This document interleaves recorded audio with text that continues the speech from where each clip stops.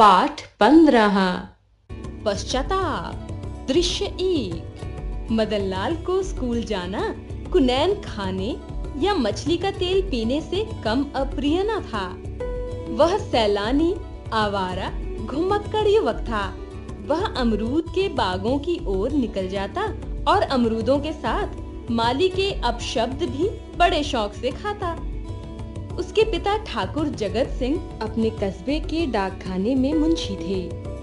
अफसरों ने उन्हें अपने गांव का डाकखाना बड़ी दौड़ धूप करने पर दिया था। लेकिन जगत सिंह जिन इरादों से यहाँ आए थे, उनमें से एक भी पूरा नहीं हुआ। उल्टे हानि यह हुई कि दूसरे गांवों में जो साग भाजी उपले ईंधन मुफ्त मिल जाते थे, यहाँ बंद हो गए। यहाँ तो सबके साथ संबंध थे, कोई क्या देता। इस दुरावस्था में उन्हें मदनलाल की हथलपकियां बहुत अखरती थीं। मदनलाल अपने शौक पूरे करने के लिए दिन रात रुपए चुराने की ताक झांक में रहता। आखिरकार एक दिन बिल्ली के भागो छीका टूट ही गया। जगत सिंह दोपहर को डाकखाने से चले तो एक बीमा रजिस्ट्री जेब में डाल ली। कौन जाने कौन डाकिया शरारत कर जाए।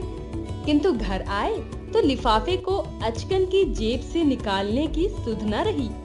मदनलाल तो ताक लगाए हुए था ही। पैसों के लोभ में जेब टटोली तो लिफाफा मिल गया। उस पर अनेक रुपयों की टिकट लगे थे। वह कई बार टिकट चुरा चुका था और आधे दामों में बेच भी चुका था। मदनलाल ने झट लिफाफा उड़ा लिया। यदि उसे मालूम होता कि लिफाफे में नोट हैं, तो वह कदाचित उसे न फाड़ता। लेकिन जब उसने लिफाफा फाड़ा और उसमें से नोट निकल पड़े, तो वह बड़े संकट में पड़ गया। उसकी दशा उस शिकारी जैसी हो गई जो चिड़ियों का शिकार करने जाए और अनजाने में किसी आदमी पर निशाना लगा दे। उसके मन में पश्चाताप था, लज्जा थी, दुख था, पर भूल का दंड सहने की शक्ति न थी। उसी दिन शाम को वह मुंबई चल दिया। दूसरे ही दिन मुंशी जगत सिंह पर गबन का अभियोग दायर हो गया। दृश्य 2। मुंबई किले के मैदान में बैंड बज रहा था और राजपूत रेजिमेंट के सुंदर सजीले जवान कवायद कर रहे थे। जब कवायद खत्म हो गई तो एक छरहरे बदन का युवक कप्तान के सामने खड़ा हो गया। नायक ने पूछा, क्या नाम है? युवक ने कहा, मदनलाल। क्या चाहते हो? फौज में भर्ती होना। मरने से तो नहीं डरते?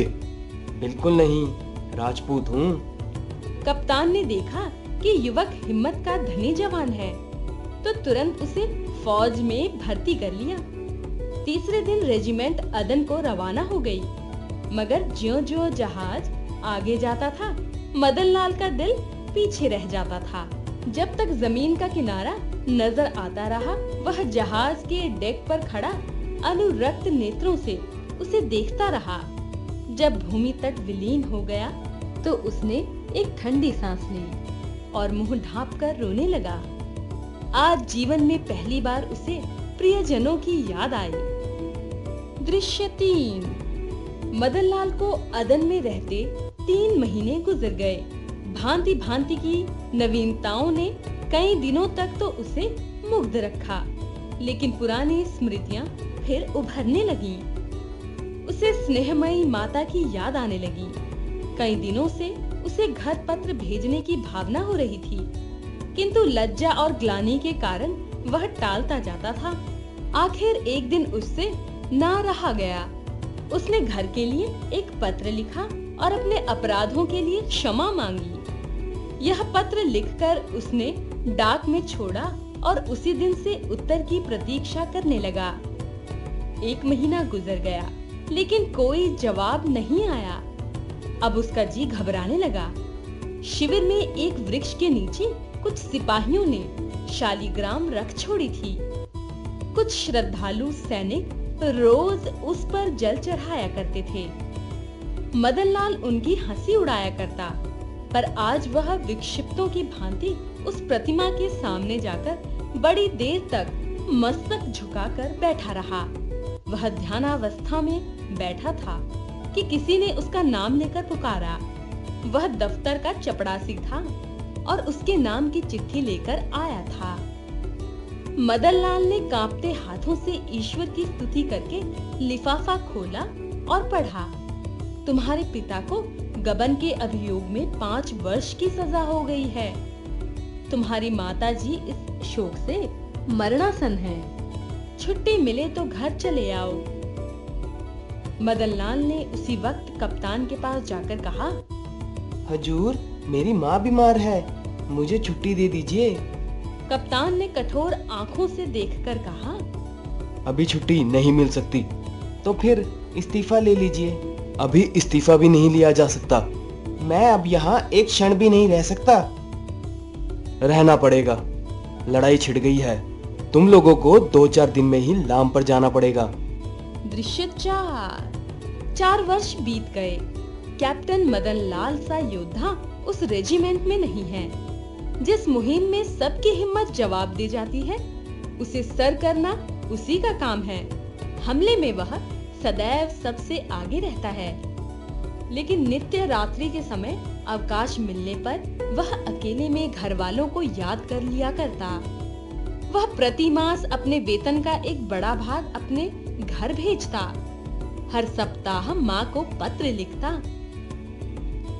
सबसे बड़ी चिंता उसे अपने पिता की रहती, जो आज उसी के दुष्कर्मों के कारण कारावास की यातना झेल रहे हैं। दृश्य 5। संध्या का समय है। नैनी जेल के द्वार पर आज भीड़ लगी हुई है। कितने ही कैदियों की मियाद पूरी हो गई है। उन्हें लिवा लाने के लिए उनके घर वाले आए हुए हैं, किंतु बूढ़ा जगत सिंह अपनी अंधेरी कोठरी में सिर झुकाए बैठा है। आज न जाने क्यों जगत सिंह को अपने प्रताड़ित निर्वासित पुत्र की याद आ रही थी। अगले दिन जेल का अफसर आया। वह एक एक का नाम लेकर रिहाई का परवाना पढ़ने लगा। अंत में जगत सिंह का नाम आया।